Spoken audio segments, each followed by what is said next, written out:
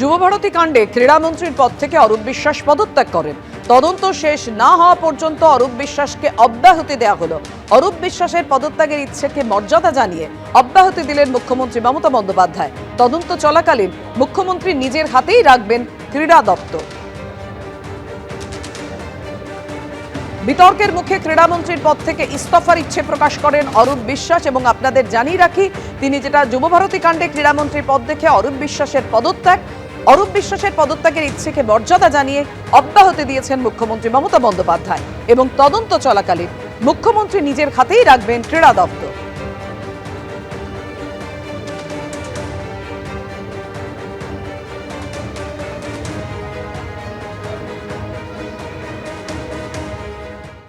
পদত্যাগের ইচ্ছা প্রকাশ করে লেখা এই চিঠির বিভিন্ন বানান ঘিরেও শুরু হয়েছে রাজনৈতিক বাকযুদ্ধ। অরূপ বিশ্বাসের লেখা চিঠির বিভিন্ন ভুল বানান মার্ক করে এবং সঠিক বানানটি পাশে লিখে এই পোস্ট করেছে পশ্চিমবঙ্গ বিজেপি। এতে একাধিক বানান সংশোধন করা হয়েছে। পশ্চিমবঙ্গ বিজেপি এই পোস্টে লিখেছে, মমতা সরকারের একজন ক্ষমতাসীন মন্ত্রী ঠিক করে বাংলাও লিখতে পারে না। বাংলার গর্ব, সংস্কৃতি এবং ভাষাকে ধ্বংস করার পর আপনি এমন একটি চিঠি লিখে পদত্যাগ করার সিদ্ধান্ত নিয়েছেন। প্রথমে বাংলার প্রাথমিক বানানগুলো শিখুন। আপনি আপনার নিজের দপ্তরের নামটাও সঠিকভাবে লিখতে পারেননি। আমরা আপনাকে ঈশ্বরচন্দ্র বিদ্যাসাগরের বর্ণপরিচয় এবং রবীন্দ্রনাথ ঠাকুরের সহজ পাঠ দিয়ে শুরু করার পরামর্শ দিচ্ছি। বাংলায় লিখতে গিয়ে পশ্চিমবঙ্গের ক্রীড়ামন্ত্রী ক্রীড়া বানান ভুল করেছেন, এটা অত্যন্ত স্বাভাবিক। সেই জন্য তো পশ্চিমবঙ্গের ক্রীড়ার এই অবস্থা। পশ্চিমবঙ্গের পদক আসছে না, কিছু আসছে। আর এরা যে বাঙালি অস্মিতার কথা বলে, বাংলা ভাষার তো যা লুণ্ঠন করার, সমস্ত সম্মান লুণ্ঠন করার কাজ তো এরাই করে নিচ্ছে। অরূপ বিশ্বাসের দুটি চিঠি পোস্ট করেছেন কুণাল ঘোষ। এই হচ্ছে প্রথম চিঠি আর এটি দ্বিতীয় চিঠি।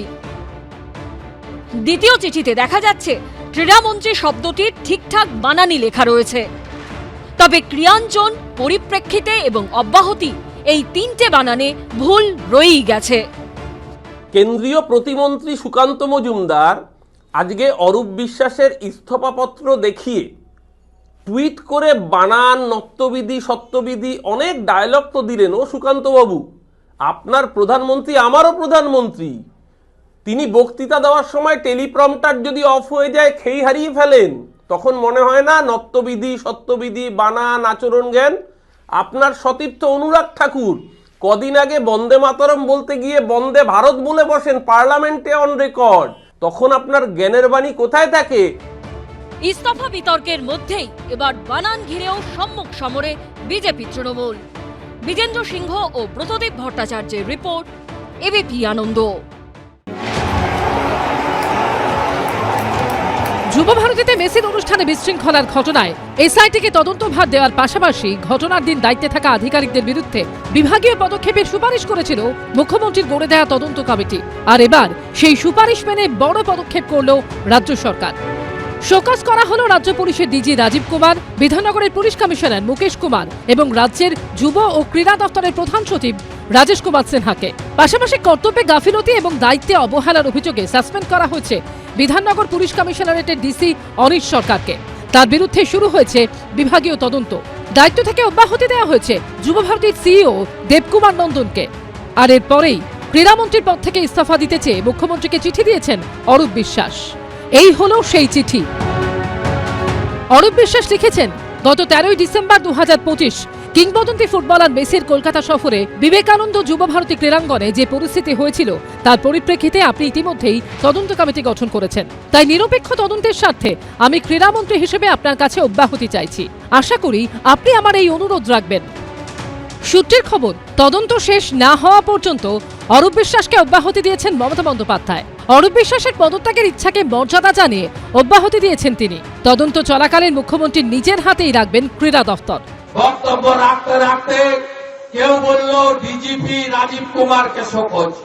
ও আইওয়াস, রাজীব কুমার এই রাজ্যের অলিখিত হোম মিনিস্টার।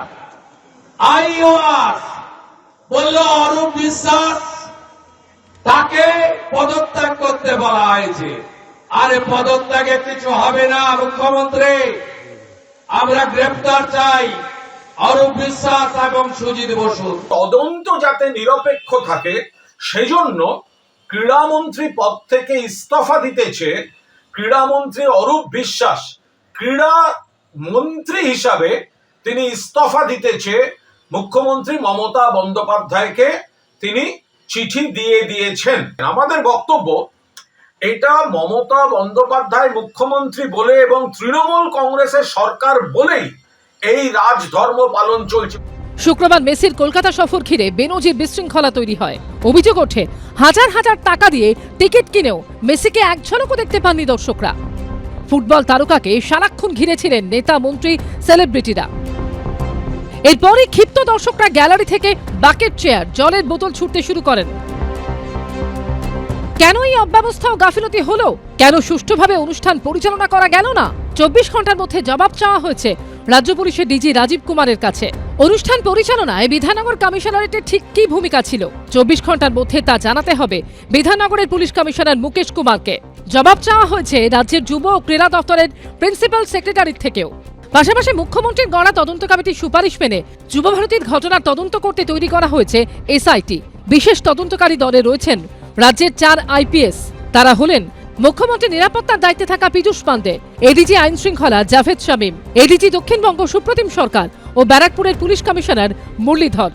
আপনারা যত যুবক ছেলের ইমোশন, আমাদের ইয়াং ছেলেদের ইমোশন আপনারা নিয়েছেন, টাকাগুলো ফেরত দিন।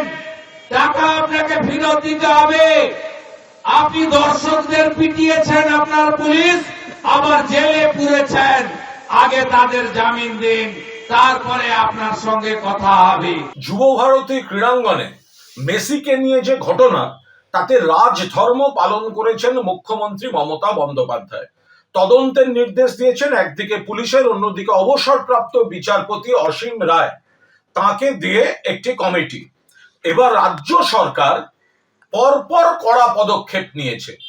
একদিকে ডিজি রাজীব কুমার, সিপি বিধাননগর মুকেশ কুমারকে শোকজ করা, একাধিক পদাধিকারীর বিরুদ্ধে ব্যবস্থা নেওয়া থেকে শুরু করে সিট গঠন, দক্ষ অফিসারদের নিয়ে সিট গঠন। যুবভারতীর ঘটনা 3 দিনের মাথায় সোমবার রাতে প্রাথমিক রিপোর্ট পেশ করে মুখ্যমন্ত্রীর গড়া তদন্ত কমিটি। মঙ্গলবার অবসরপ্রাপ্ত বিচারপতি অসীম কুমার রায়ের হাজরার বাড়িতে বৈঠকে বসে তদন্ত কমিটি। ছিলেন কমিটির 2 সদস্য, মুখ্য সচিব মনোজ পান্ত ও স্বরাষ্ট্র সচিব নন্দিনী চক্রবর্তী। আমরা প্রাথমিকভাবে মনে করছি যে সেদিনকে যারা ওখানে ডিউটিতে ছিল তারাই প্রাথমিকভাবে, কারণ এটা তো তদন্ত সাপেক্ষ, এটা ইনকোয়ারি হবে, হতেও পারে না, যাই হোক, দায়ী তা তাদের রেসপন্সিবিলিটি রুলড আউট করা যাবে না। যেহেতু ওই রেসপন্সিবিলিটি রুলড আউট করা যাবে না, তাই আমাদের সরকারের কাছে বলেছি যে আপনারা এদের বিরুদ্ধে ডিপার্টমেন্টালি ব্যবস্থা নিন। এরপরই রাজ্য পুলিশের একাধিক উচ্চপদস্থ অফিসারের বিরুদ্ধে কড়া পদক্ষেপ করে নবান্ন। সৌমিত্র রায় ও মনোজ বন্দ্যোপাধ্যায়ের রিপোর্ট, এবিপি আনন্দ, কলকাতা। এবিপি আনন্দ, এগিয়ে থাকে, এগিয়ে রাখে।